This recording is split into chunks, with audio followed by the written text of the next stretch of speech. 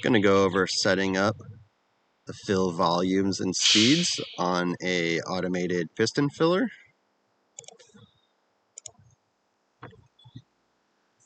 When setting one of these up, you're going to be able to adjust your fill speed with these knobs here and here.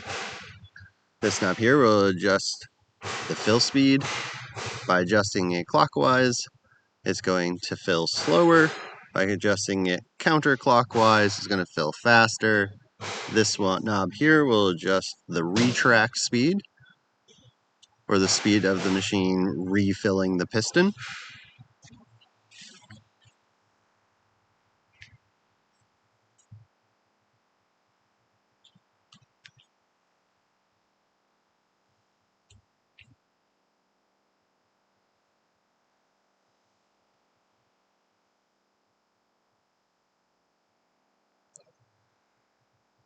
This switch here is going to be your full reed switch, or the home switch. This one will be illuminated in an e-stop condition when the piston is fully retracted. When you start a cycle, it'll move to the left, where you'll see the empty reed switch will illuminate.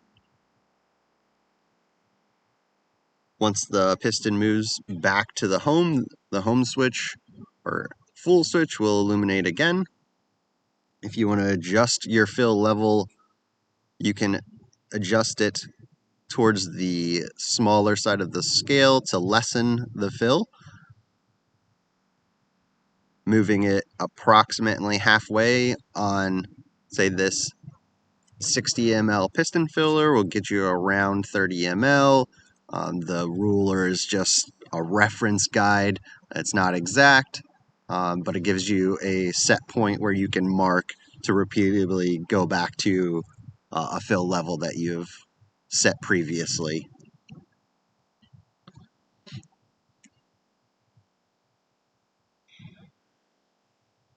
As you can see, as you run a cycle, when you hit the foot pedal or hit the fill start switch in this case, the piston will move forward. It'll hit that reed switch wherever you moved it to on the fill side.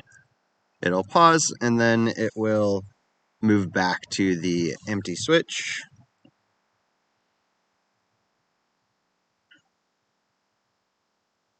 And if I want to adjust this level again, lower even, I can loosen this up and slide it down again.